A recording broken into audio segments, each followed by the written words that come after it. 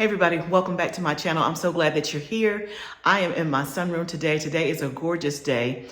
And I thought I would come out here because a lot of times if the whole family is home, it's just much quieter in here. This is like my little safe space, my cove, if you will. But anyway, I'm so glad that you're here. If you're brand new here, welcome. I live in Tennessee.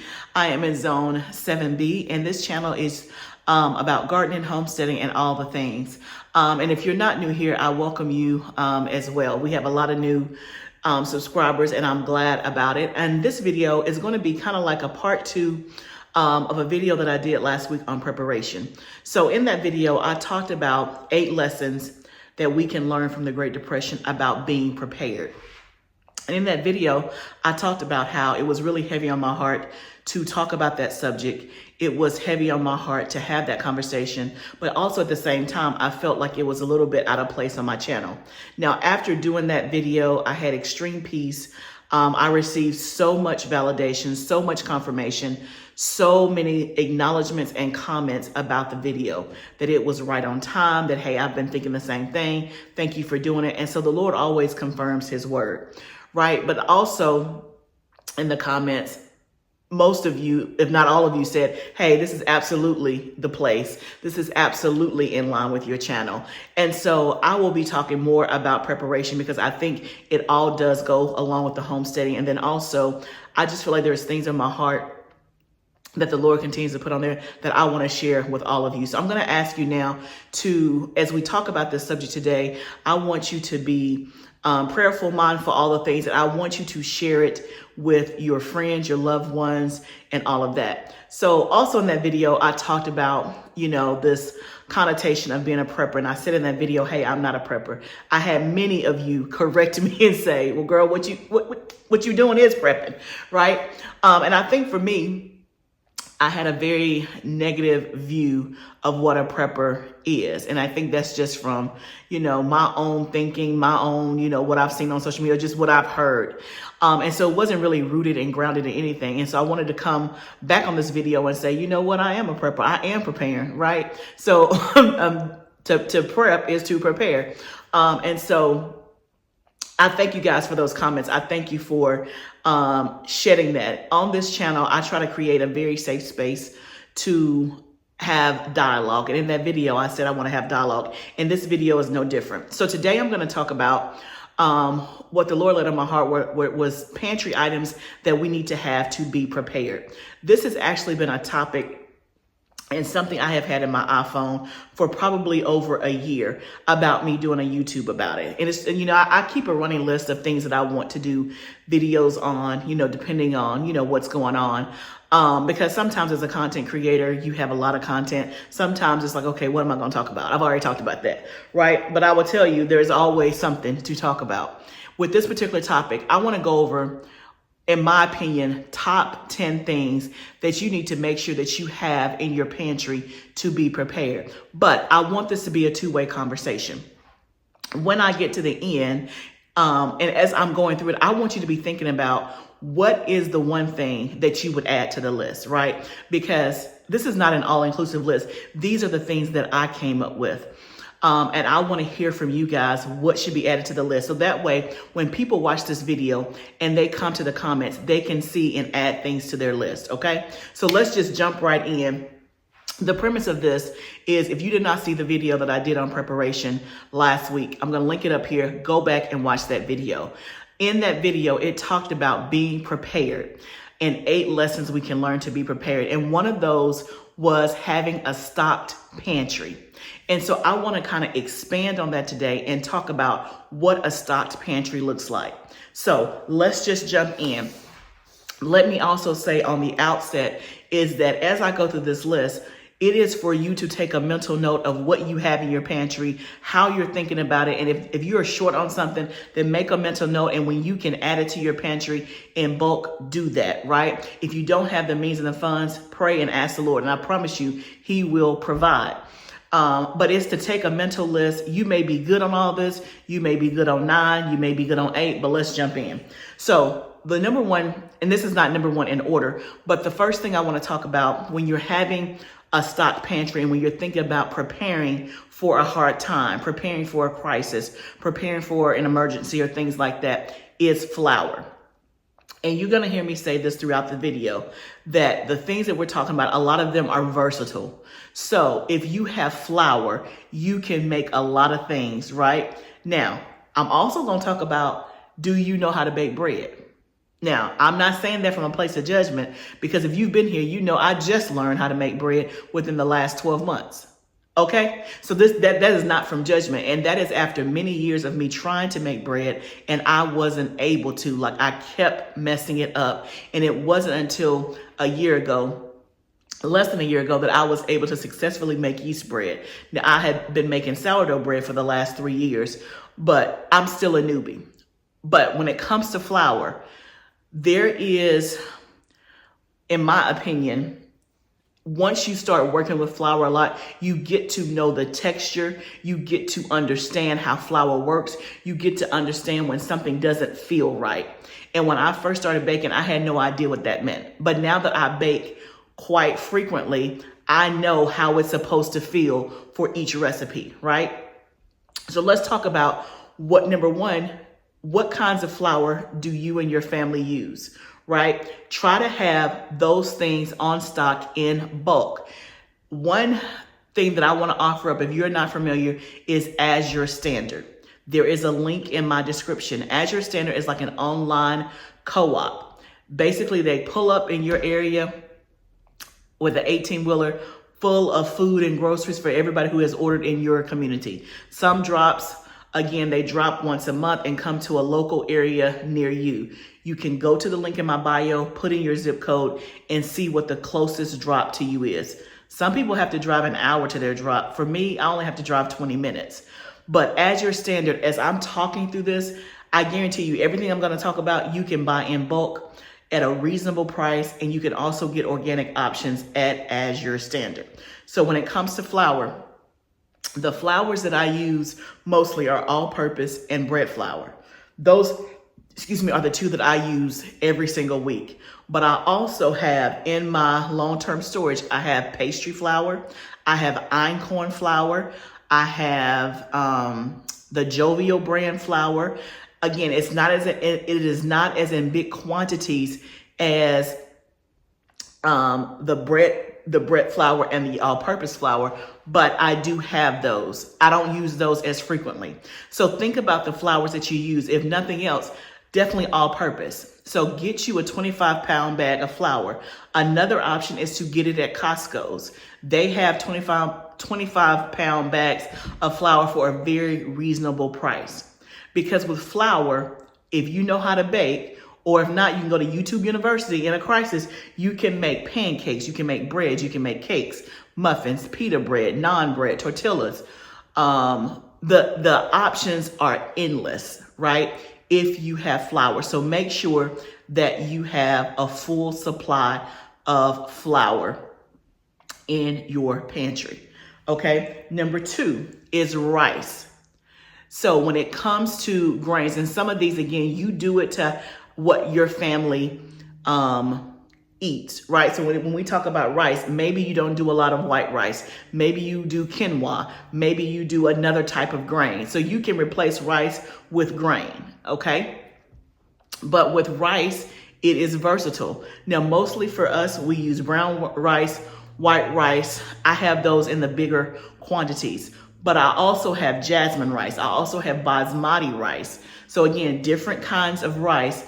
We also keep quinoa. As much as I don't use quinoa a lot, but I do have some on my, so if you have some good quinoa tips, recipes, put them down below. I want to be a quinoa person, but I'm not. I do have it in my house, but I don't cook with it. It's very infrequent because I don't know what I'm doing. But anyway, so what grains do you and your family use? Rice is pretty inexpensive. So that's one of the things that you want to keep stocked in your pantry because it is versatile. You can make plain rice. You can make Mexican rice. You can make Spanish rice. You can make yellow rice. You can do a coconut curry rice. You can use it for jambalaya. You can make you roux or a quick gravy with your flour and put it over rice. We're talking about this may be a time when you cannot eat like kings and queens, but you can put some food on the table in a crisis, in a emergency, in a shortage or something like that. So rice is number 2. Okay, number 3 is beans. I cannot stress this enough. Again, you can buy 25 or 50 pound bags of beans from Azure Standard. There's also another place that you can go is Country Life Natural Foods. Country Life Natural Foods will actually ship to your door. You're gonna have to pay a nice half of a penny for shipping. But again, let's just say you and your friends get together and you split the shipping. That is also an option. Costco's, you can buy beans. I don't know that I've seen beans in bulk in Costco. You guys can correct me if I'm wrong, because I always just get mine from Azure Standard. But think about the beans that your family eats, right? Red beans, kidney beans for chili, black beans, what did I say? Pinto beans, lentils, maybe great northern beans for like white chicken chili, or for like a curry, butter beans, like whatever kind of beans that your family eats in abundance, make sure that you have those in stock. Now, that's number 3. I want to talk about 3A. 3A is don't just have 5,500 pounds of beans. I'm going to encourage you to have some beans canned on your pantry shelf. I'm gonna say that again. 5,500 pounds of beans that are not cooked are good, but to have some that are canned and cooked on your shelf, in addition to dry beans, is even better. And that is the ideal. I told you about, I was watching somebody's video who was hit by Hurricane Helene, and she talked about they didn't have power, and I think they didn't have water. And anyway, she said, I had dry beans, but I didn't have any beans canned. And so they're using a generator, trying to, get electricity for their house. She's like, it would have been so much easier and better for me to just open up a can of beans and heat it on top of my wood burn, or whatever, a camp stove, versus having to cook beans for 2 hours and use up the water for that. So again, I'm making a plug for, if you don't know how to can, that needs to be on your list. And now as I'm thinking about it, the Lord is so good. As I'm thinking about it. So the video that I did last week about the 8 things to prepare, I'm thinking now maybe I will do a video for each of those 8 things and further expound. What y'all think about that? Okay, so remember, one of those 8 was stocked up pantry. So this is the expanded video of stocked up pantry. We may do that. Okay, so let me focus. Beans. Have some that are cooked, canned on your shelf.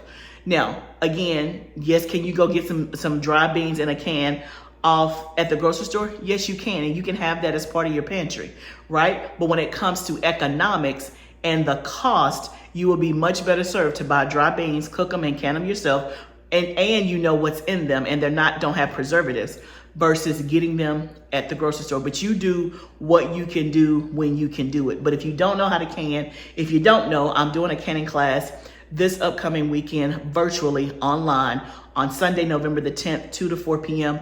It is $60, and just go to the website. It'll tell you everything that you get in that canning class if you're interested. Okay, so we've talked about flour, rice, beans. Number 4, pasta, noodles, grains, things like that.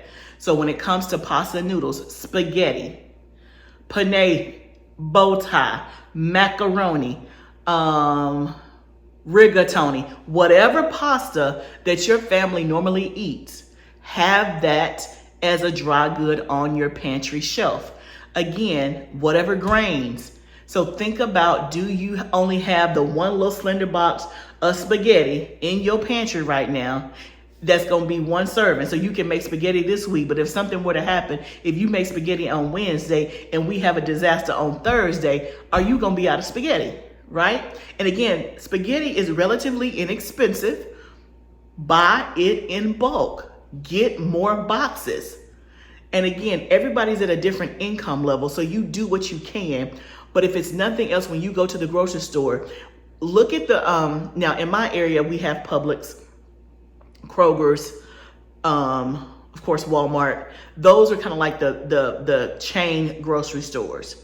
I am always looking for the buy one, get one free. Like Publix is my favorite place to shop. People always say Publix is expensive. I know how to shop Publix, right? I get the stuff that I use on a regular basis. I buy it when it's buy one, get one free, right? Just for example, this morning I placed a grocery order. I had some things that were not on my list, but it was buy one, get one free, and it got on my list, right? I had a little extra change. I'm like, yep, let me get it, because it's something that I buy all the time. So think about how you can use your sales, and maybe you have an Aldi's, maybe you have a Fred Meyer, maybe you have a Winco, depending on what area you're in. But most grocery stores put things on sale, have a buy one, get one free, a clearance aisle, something. Get what you can while you can. So that's number 4, pasta, noodles, grains, things like that. Number 5, nuts. Think again about and nuts are expensive, y'all. So again, Azure Standard is a great place to buy nuts. Think about the nuts your family eats on a regular basis. Pecans, macadamia, almonds, cashews, peanuts. For example, I keep dry peanuts in my root cellar. Why? I can make peanut butter. Now, I buy peanut butter from the store, but I know how to make peanut butter. I have done it before on this YouTube video. On YouTube, I have a whole video about how to make homemade peanut butter and almond butter. It is so simple. You put it in a food processor, and in 20 minutes, you have your own peanut butter. Now, I used to do that every week.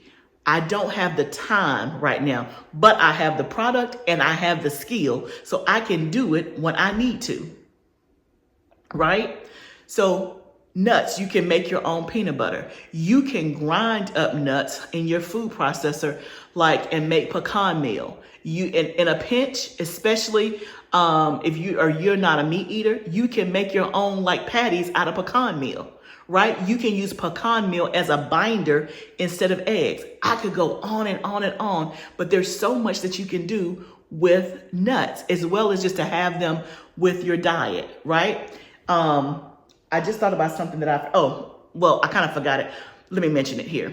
When I talk about grains, oats, right? So I think on number 4, I said pasta, noodles, and grains. I didn't really explain on the grains.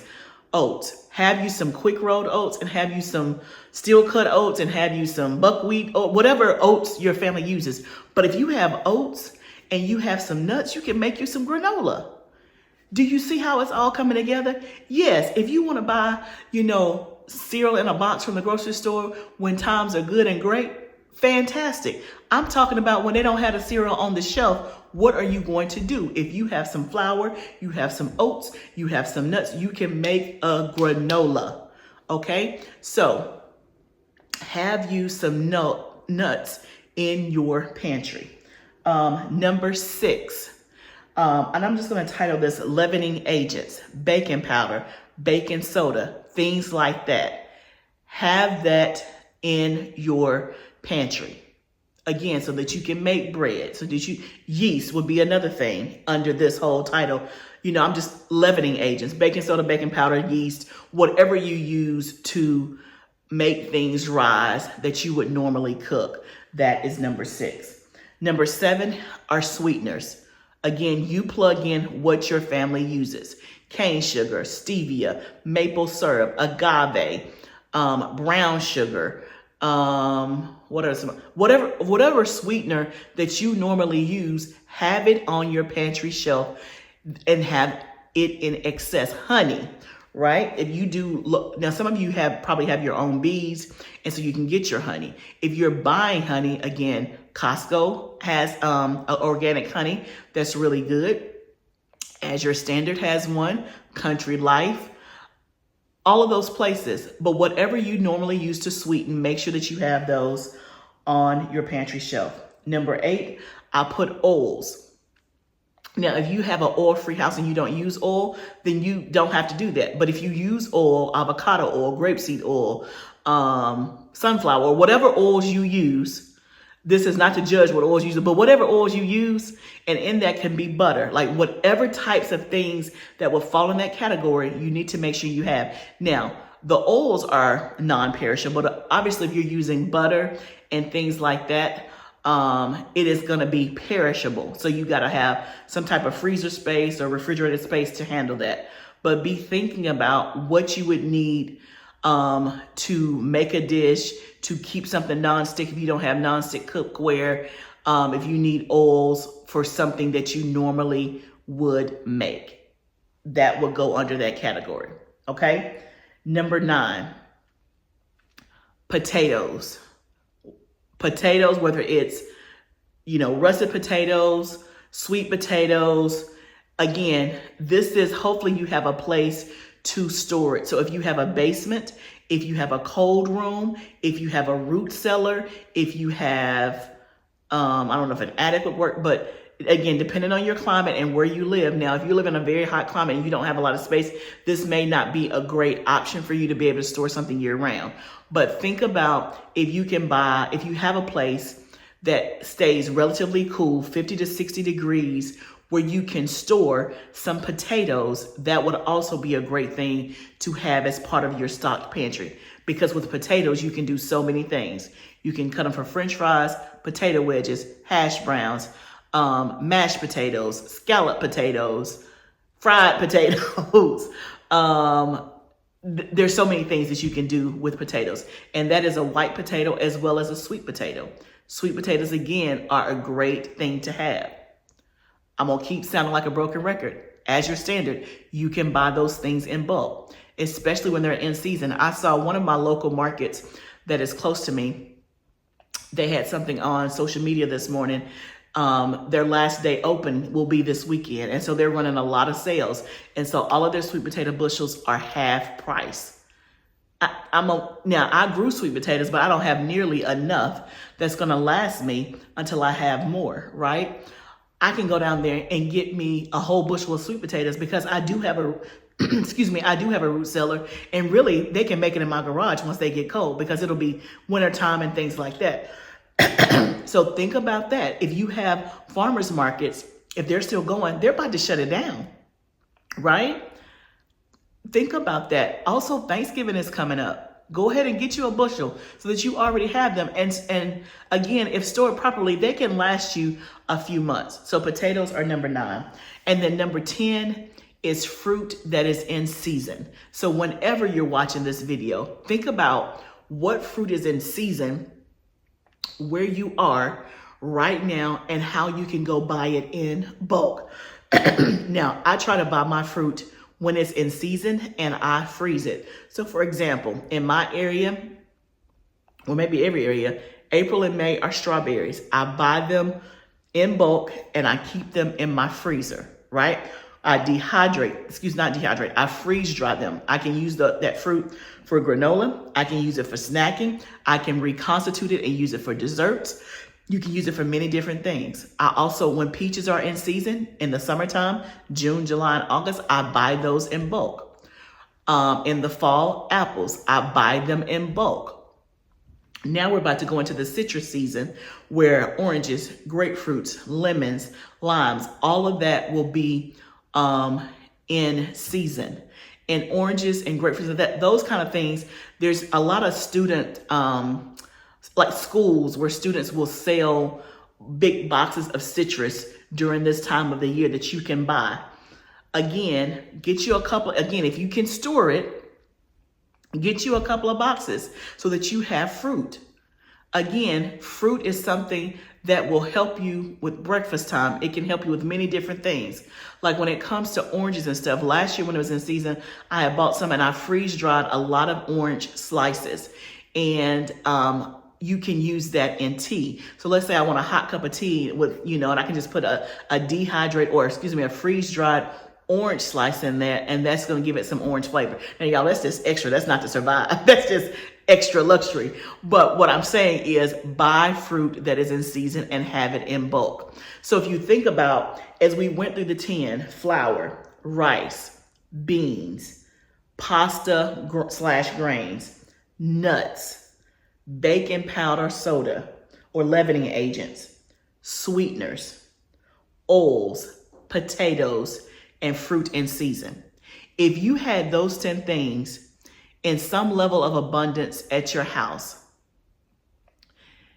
and there was a hard time, you could put together some meals, okay? You could put together some meals. Now, this is not an all-inclusive list. So what I want you to do is I want you to put down in the comments anything that I missed, anything that you think should be added, because again, these are the things that came to me. Now, I know that some people, if you eat meat, you may buy your meat in bulk from like a Costco's or something like that and have that in your freezer. So although that's not necessarily a pantry item, that may be something that you buy in bulk or something like that. But what other things can you guys think of that should be part of your pantry? And again, when I was thinking pantry, I was thinking more non-perishables. Obviously, we could do frozen vegetables, and that could be, if we want to expand, the definition or the thinking of pantry so that it's not just a room of non-perishables, then yes, obviously there's more things that can be added that would be perishable or that could be frozen and things like that. The reason why I wanted to focus mostly on pantry is because sometimes in a national crisis, a disaster, shortage, whatever have you, you may lose power. You may not have power. If you don't have a generator, your stuff in your freezers may only last, I think, up to 72 hours if they're not being open constantly. But pantry, if you have a pantry and things that are non-perishable, then you may have to rely on those things versus what you already have in your freezers and refrigerators. But I want to know from you, two questions. What would you add to the list? And then number two, here's a very thought-provoking question. Right now, today, not this is what I wish for, this is what I want for, today. If something were to happen today where you could not go to the grocery store and or they did not have what you needed, how long could you and your family eat? How long can you survive with what you have on hand today? How long? I will answer because I don't ask y'all to do anything that I wouldn't do. If I had to guess and think about just today, and I'm not going to even count the order that I made this morning. I'm not going to even count what's in my Azure cart for 2 weeks from now. But just today, I feel confident that we could eat fairly well for at least 30 to 45 days. And that's a guess. I have no way of knowing, but I feel fairly certain that we could at least be good for 4 to 6 weeks. Is that enough? I don't know. Probably not, right? So again, this conversation is not from a place of judgment. I need to do better, right? And I can't wait to hear your comments. And I'm also asking the Lord for guidance. Okay, how do I do better, right? Because it's hard for me to estimate or to think about, well, how much, because I've heard some people say, well, I got enough food for a year. How? Meaning, in what form? Like, how do you know it's enough for a year? I guess that's what I'm asking, not to challenge you, but just how do you estimate? How do you know? I feel fairly certain, though, we could at least make it 6 weeks, 45 days. It may be longer, but I feel confident saying at least that when I scan through all the stuff I have in my freezers, root cellar and all that, we probably can make it 2 months. Now, I'm not saying that every meal is going to be, luxurious, but we can certainly eat and do pretty good. So that's my answer without me giving it a lot of thought or doing a major inventory. I would love to know what your answer is. Again, there's no judgment, because this is one thing that I always say, as long as you're breathing, you can always make a different choice. So if today you're like, I can only eat today, that's okay. You watch this video, make a list, make a plan of what you want to add next to your pantry storage. Ask the Lord to help you, and He will. We can all get better. We can all do better. So I wanted to follow up from that conversation we had last week. It's received a lot of attention and a lot of good confirmation, and I'm so glad about that. And so this video was all about, one of those things was a stocked up pantry. Here is my thoughts and my opinions on what the top 10 things you need to have a stocked up pantry. But I cannot wait to hear what you guys also put in the comments. And I also want to know how long you think you can last with what you have currently right here today. I want to say thank you guys so much for being on this journey with me, for being encouraging. If you have not subscribed, I would love for you to subscribe for this channel so that we can all continue this conversation, keep talking, and spreading this message about being prepared. Remember, gardening is a journey. Preparation is a journey. Let's do it together. I'll see you next time, friend.